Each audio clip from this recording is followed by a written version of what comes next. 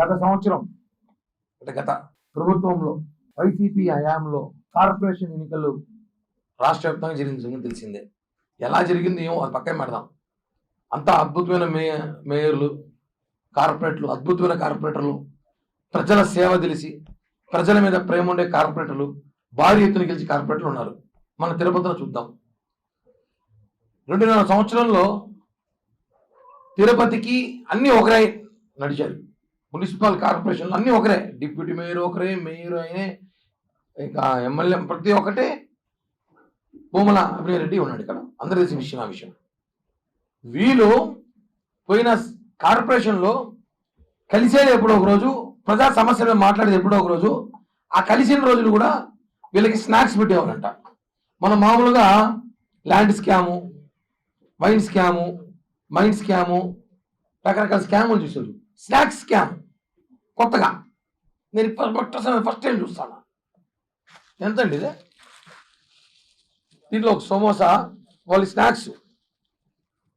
Corporation అధికారులు అందరూ కలిస్తే ఒక 100 మంది 150 మంది ఉంటారు అనుకుంటాం. అందరూ స్టాఫ్ అంతా కలిసి కూడా 150 మంది ఉంటారు. ఒక సమోసా, ఇన్ని జీడిపప్పులు, ఇంత మిక్చరు, ఒక బిస్కెట్, ఒక టీ ఇస్తారు. ఒక కప్పులో టీ, ఈ కప్పులో టీ ఇస్తారు. దీని అంకే దాని నుంచి పోయారు 40 ml. దీనికి 3 కోట్లు బిల్ అయిందని చెప్పి, గత ప్రభుత్వంలో 3 కోట్ల బిల్ అయిందని చెప్పి వైసీపీ కార్పొరేటర్లు బయటకు వచ్చి బహిరంగంగా చెప్పారు. 3 కోట్లు తినేసాము. ఆ టీలో ఏమైనా బంగారు పోత ఏమైనా పోసిచ్చినారా? లేకపోతే ఆ బిస్కెట్లు ఏమైనా అంబానీ వాళ్ళ ఇంటి తినే బిస్కెట్లా? లేకపోతే ఒక అమెరికా రాజులు, దుబాయ్ రాజులు తినే సమోసాలా? అర్థం కాదు. మామూలు మాకు తెలిసి ఇవే సమోసాలు అంటే ఇవే మున్సిపల్ ఆఫీస్ సమోసాలు, మంచి సమోసా, మిక్చరు. కానీ స్నాక్స్ స్కాము అనేది ఎప్పుడో చూసారు ప్రపంచంలో. దేశానికి తెలియాలి. గత ప్రభుత్వంలో అన్ని స్కాములు చేశారు. లాస్ట్కి మిక్చర్, సమోసా కూడా స్కామ్ చేశారు వీళ్ళు. 3 కోట్లు. పరిస్థితి ఎలా ఉందంటే, మన దగ్గర చెత్త పన్ను, ఆ పన్ను, ఈ పన్నును వసూలు చేసి వీళ్ళు సమోసాల రూపంలో తినేయారు 3 కోట్లు. మున్సిపల్ అధికారులు ఏమంటారు? 3 కోట్లు కాదు, 38 లక్షలు మాత్రమే తిన్నాము అంటారు. ఇంకో అధికారి 1,50,00,000కే తిన్నామంటారు. వైసీపీ కార్పొరేటర్, స్వయాన కార్పొరేటర్లు బయటకు వచ్చి 3 కోట్ల స్నాక్స్ అంటారు. తిరుపతి ప్రజలు ఇంత అమాయకులా? తిరుపతి ప్రజల్ని ఏమనుకుంటారో అర్థం కావట్లేదు. మా డబ్బులతో మీరు జలసాలా? అసలు ఒక 90 మంది అధికారికంగా 90 మందికి ఏదో జీతాలు ఇచ్చారంట. జీతాలు మాత్రం ఉన్నాయి, మనుషులు లేరు. ఇదొక వింత. 25 నెలల జీతాలు ఇచ్చినారు, మనుషులు లేకే జీతాలు ఇచ్చినారు. అది ఎట్టిచ్చినారు అర్థం కావట్లా. మాకు కూడా 10 మంది ఉన్నాం, పేర్లు ఇస్తాం కావాలంటే, యాడ్ చేసుకోండి. ఎట్టిచ్చినారు? వాళ్ళు ఎక్కడ పని చేశారు? అసలు 150 మంది అన్నారు, మళ్ళీ అధికారికంగా లేదు 90 మంది అన్నారు. సరే 90 మంది అనుకుందాం. 90 మందికి 25,000 చొప్పులు జీతాలు ఇచ్చినారు. 25 నెలలు ఇచ్చారు. ఎక్కడున్నారు వాళ్ళందరూ? ఒకరన్నా విచారిస్తే ఎంక్వైరీ చేయాలి. విచారిస్తే ఎక్కడ తెలుసా?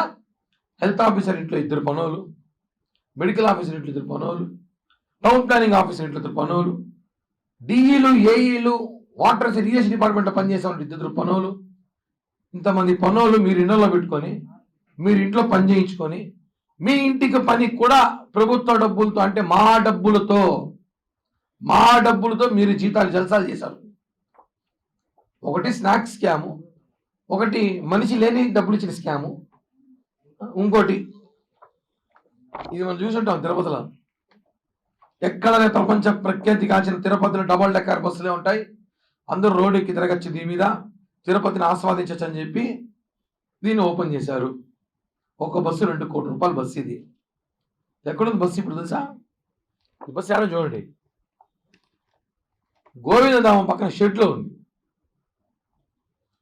గోవిందధామం పక్కన పాత బండ్లు, మున్సిపల్ ఆఫీస్, టీటీడీకి సంబంధించిన పాత బండ్లు అక్కడ పడేసి ఉంటారు, చెత్త బండ్లు. ఆ చెత్త బండ్లో డబల్ డెక్కర్ బస్సుని వేసేసారు. ఈ బస్సు కోసం ఎంత ఆర్భాటం చేశారు, ఓవరాక్షన్ మనం చూసుంటాం.